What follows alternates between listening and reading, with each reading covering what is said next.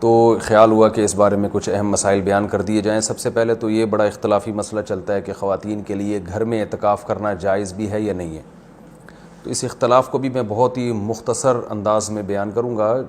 بہت سے فقہا کے نزدیک خواتین کے لیے گھر میں اعتکاف جائز نہیں ہے، اور ان کی دلیل قرآن کی یہ آیت ہے وَأَنْتُمْ عَاكِفُونَ فِي الْمَسَاجِدِ، کہ قرآن مسجدوں میں اعتکاف کا تذکرہ کرتا ہے، اور رسول اللہ صلی اللہ علیہ وسلم نے بھی ہمیشہ مسجد نبوی ہی میں اعتکاف کیا ہے۔ تو اور اس بارے میں ہمیں کوئی دلیل الگ سے نہیں ملتی کہ عورت جو ہے وہ گھر میں اعتکاف کرے گی اور مسجد میں اعتکاف اس کے لیے جائز نہیں ہے، ایسی کوئی دلیل نہیں ملتی۔ تو اس بیس پہ بہت سے فقہا اس طرف گئے ہیں کہ عورت کے لیے گھر میں اعتکاف کرنا جائز نہیں ہے، اور یہ بھی ایک مضبوط مذہب ہے، اس کو بالکل کالعدم قرار دینا ٹھیک نہیں ہے۔ لیکن حنفیہ اس طرف گئے ہیں، جو فقہاء حنفیہ ہیں وہ اس طرف گئے ہیں کہ عورت کے لیے مسجد میں اعتکاف اگر وہ کرے گی ہو تو جائے گا، لیکن مکروہ ہے، ناپسندیدہ ہے۔ اور جو علماء عورت کے مسجد میں اعتکاف کے قائل ہیں ان میں بھی بہت بڑی جماعت اس کو ناپسندیدہ بہرحال کہتی ہے، جیسے امام شافعی نے مکروہ لکھا ہے کہ عورت کے لیے مسجد میں اعتکاف کرنا مکروہ ہے۔ عرب کے بھی آج بہت سے علماء اس کے قائل ہیں کہ فتنے کی وجہ سے عورت کو مسجد میں اعتکاف سے روکا جائے گا۔ لیکن گھر میں اعتکاف جائز بھی ہے یا نہیں ہے، تو بہت سے فقہاء اس طرف گئے ہیں کہ عورت گھر میں اعتکاف نہیں کر سکتی۔ لیکن حنفیہ، علماء حنفیہ، امام ابو حنیفہ اور ان کے شاگرد، اور آج تک فقہاء حنفیہ کی یہی رائے ہے کہ عورت گھر میں اعتکاف کر سکتی ہے۔ اور اس میں اختلاف فقہاء میں اس وجہ سے ہوا کہ دلائل میں اختلاف ہے۔ رسول اللہ صلی اللہ علیہ وسلم نے امہات المومنین کو حکم دیا تھا کہ مسجد میں جب انہوں نے نبی صلی اللہ علیہ وسلم کے ساتھ اعتکاف کے خیمے لگائے تو آپ نے ان خیموں کو اکھاڑنے کا حکم دیا۔ اس کے بعد حدیث میں آتا ہے کہ نبی صلی اللہ علیہ وسلم کے دنیا سے جانے کے بعد امہات المومنین ہر سال اعتکاف کیا کرتی تھیں۔ اب اس میں یہ تشریح نہیں ملتی کہ مسجد میں کرتی تھیں یا گھر میں کرتی تھیں۔ تو جو حضرات کہتے ہیں کہ مسجد میں اعتکاف کرے گی عورت، گھر میں اعتکاف جائز ہی نہیں ہے، وہ کہتے ہیں کہ مسجد میں کرتی تھیں، اور دلیل وہی دیتے ہیں کہ بھئی اعتکاف کا محل تو قرآن سے پتہ چلتا ہے مسجد ہے۔ اور جو علماء جیسے حنفی فقہا وہ اس طرف گئے ہیں کہ نہیں وہ گھر میں کرتی تھیں، ان کی دلیل یہ ہے کہ نبی صلی اللہ علیہ وسلم نے جب مسجد میں ان کے خیمے اکھاڑ دیے تو اس بات پھر یہ بعید ہے کہ وہ مسجد میں اعتکاف کرتی ہوں، کیونکہ مسجد میں بیٹھنے کو نبی نے ناپسند کیا تھا۔ تو میرا مقصد صرف بتانے کا مقصد یہ ہے کہ کیونکہ اختلاف اور فرقواریت کا دور ہے نا، تو کوئی بھی کسی دوسرے کی دلیل کو نہ سننے کے لیے تیار نہ ماننے کے لیے تیار۔ تو اس بارے میں دونوں طرف مضبوط دلائل ہیں۔ امام شافعی، امام احمد ابن حنبل اور امام مالک اس طرف گئے ہیں کہ عورت کے لیے گھر میں اعتکاف جائز نہیں ہے، اور مسجد میں اعتکاف کرنا ہے یا نہیں کرنا، تو اس پر تو سب کا اتفاق ہے کہ ہو جائے گا، لیکن مکروہ ہے، ناپسندیدہ ہے، زیادہ تر علماء کی یہی رائے ہے۔ اور گھر میں اعتکاف ہوگا یا نہیں ہوگا، تو تینوں ائمہ کی رائے ہے کہ گھر میں اعتکاف عورت کے لیے جائز نہیں ہے، لیکن امام حنیفہ کی رائے ہے کہ جائز ہے۔ تو اختلافی مسئلہ ہے فقہا میں، اور جب مجتہدین میں کسی مسئلے میں اختلاف ہو جائے اور نصوص سے ہمیں کسی ایک طرف یقینی دلائل نہ مل رہے ہوں، تو اس میں اعتدال کا راستہ ہی اختیار کرنا چاہیے۔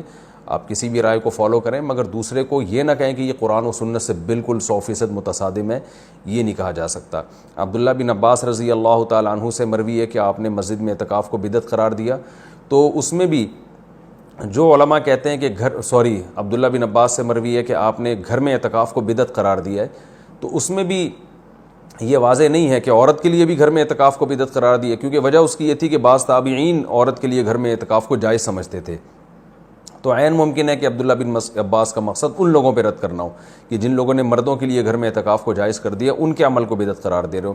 بہرحال مختصر میں جو خلاصہ میری بحث کا یہی ہے کہ دونوں طرف دلائل ہیں، اور دونوں طرف کسی بھی رائے کو آپ ایسے نہیں کہہ سکتے کہ بس یہی عین قرآن و سنت ہے اور باقی سراسر گمراہی ہے۔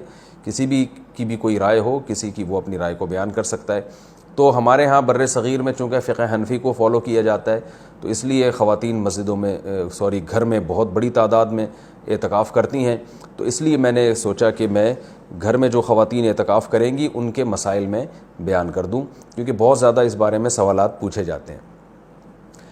جو خواتین گھر میں اعتکاف کریں گی وہ گھر میں ایک مخصوص کمرے کو جس میں عام طور پہ وہ نماز پڑھتی ہیں وہ خاص کر دیں، کیونکہ بہت سی خواتین یہ پوچھتی ہیں کہ ہم پورا گھر ہی اگر فرض کر لیں اعتکاف میں، تو میں ان سے کہتا ہوں پھر پورا محلہ ہی فرض کر لیں، تو اس میں کیا جا رہا ہے؟ تو ایسا نہیں ہوتا کہ پورا گھر یا پورا محلہ، اعتکاف کا ایک خاص مقصد ہوا کرتا ہے، وہ مقصد پورا گھر کو متعین کرنے سے حاصل نہیں ہوگا۔ تو ایک مخصوص کمرہ اپنے لیے متعین کر لیں، اور وہ کمرہ جس میں عام طور پہ وہ نماز پڑھتی ہیں۔ پھر اعتکاف کے مسائل وہی ہیں کہ اعتکاف کی حالت میں بلا ضرورت شدیدہ اس جگہ سے باہر نہیں جا سکتی. جو انسان کے ضروری حاجات ہیں ان کے لیے جا سکتی ہیں, قضاء حاجت کے لیے گھر اس کمرے سے باہر نکل سکتی ہیں, کھانا لینے کے لیے, جیسے کھانا پہنچانے والا کوئی نہیں ہے تو کھانا لینے کے لیے بھی جا سکتی ہیں. اگر کھانا پکانے والا کوئی نہ ہو یا ہو مگر وہ پکانے کے لیے تیار نہ ہو تو کھانا پکانے کے لیے کچن میں بھی جا سکتی ہیں, پکائیں اور واپس اپنے کمرے میں لا کے کھائیں. اس کمرے میں جو شادی شدہ خواتین ہیں وہ شوہر بھی آ سکتا ہے اس کمرے میں, لیکن وہ خود باہر نہیں جا سکتی. لیکن میاں بیوی کے جو ازدواجی تعلقات ہوتے ہیں وہ اعتکاف کے دوران بالکل ناجائز ہیں, ان سے اعتکاف ٹوٹ جائے گا. تو اور بھی کوئی محرم رشتہ دار وہ اس کمرے میں ان سے آ کے ملاقات کر سکتے ہیں, بات چیت کر سکتے ہیں, لیکن وہ بلا ضرورت شدیدہ اس کمرے سے باہر نہیں جا سکتی. کمرے میں رہنا پڑے گا ان کو, اور اس میں وہ بات چیت بھی کر سکتی ہیں, اپنا کوئی دنیا کا کام بھی کر سکتی ہیں, کوئی سلائی کڑھائی بھی کر سکتی ہیں. اور اصل میں اعتکاف نام ہوتا ہے اپنے آپ کو باؤنڈ کر لینے کا. تو اللہ کے لیے آپ نے اپنے آپ کو باؤنڈ کر لیا ہے. اصل حکم تو یہی ہے کہ مسجدوں میں باؤنڈ کیا جائے, لیکن میں نے بتایا کہ اختلافی مسئلہ ہے, اس میں بعض فقہاء اس کے قائل ہیں کہ مسجدوں میں جانا چونکہ فتنے کا سبب ہے, اب عورت کو اگر اعتکاف کی اجازت نہ دی جائے تو وہ ہمیشہ کے لیے اعتکاف سے محروم ہو جائے گی. تو اس لیے انہوں نے یہ گنجائش دی ہے کہ وہ گھر میں اعتکاف کر سکتی ہے. تو اپنے آپ کو اس جگہ باؤنڈ کریں, زیادہ کوشش کریں کہ زیادہ سے زیادہ ٹائم ان کا عبادت میں گزرے. تو مجبوری کے تحت گھر سے باہر اس کمرے سے باہر نکلا جا سکتا ہے, اور اس کمرے میں کوئی بھی جا کے جو بھی محرم ہے ان کے پاس بیٹھ سکتا ہے, بات چیت کر سکتا ہے. بچے بھی آ سکتے ہیں وہاں پہ, ان بچوں کی کوئی خدمت کرنی ہو, جیسے ان کو کھلانا ہو, ان کو پڑھانا ہو, وہ اس کمرے میں بیٹھ کے خواتین کر سکتی ہیں جو اعتکاف میں بیٹھی ہوئی ہیں. اچھا, روزہ اعتکاف کے ساتھ ضروری ہے, اگر روزہ ٹوٹ گیا تو اعتکاف بھی ٹوٹ جائے گا. اس لیے جن خواتین کو اعتکاف کے ایام میں مینسز آ جاتے ہیں تو ان کا روزہ بھی ٹوٹے گا, ساتھ ساتھ اعتکاف بھی ٹوٹ جائے گا. تو خواتین جب 10 دن کا اعتکاف کریں تو اس بات کا اہتمام کریں, ان کو اپنی تاریخیں معلوم ہو اور ان کو یہ اطمینان ہو کہ ان 10 دنوں میں وہ پاکی کے ایام میں رہیں گی, ان کو جو مینسز ہیں وہ جاری نہیں ہوں گے. تو اس بات کا پہلے اہتمام کریں. جن خواتین کا یہ خیال ہے کہ ان کو مینسز آ سکتے ہیں وہ اعتکاف میں نہ بیٹھیں یا نفلی اعتکاف کر لیں. تو سنت اعتکاف کے لیے طہارت بھی شرط ہے, کیونکہ اس میں روزہ ضروری ہے سنت اعتکاف کے لیے. اور خوشبو کا استعمال کر سکتی ہیں اس دوران, اور جو ہے وہ کسی عالم کے بیان سن سکتی ہیں, کوئی دینی کلاسز لے سکتی ہیں, اور اس میں جو ہے وہ فون پہ بات کر سکتی ہیں. تو یہ تمام چیزیں جائز ہیں, لیکن اعتکاف کا پورا مقصد جبھی حاصل ہوگا جب عبادت زیادہ سے زیادہ کی جائے.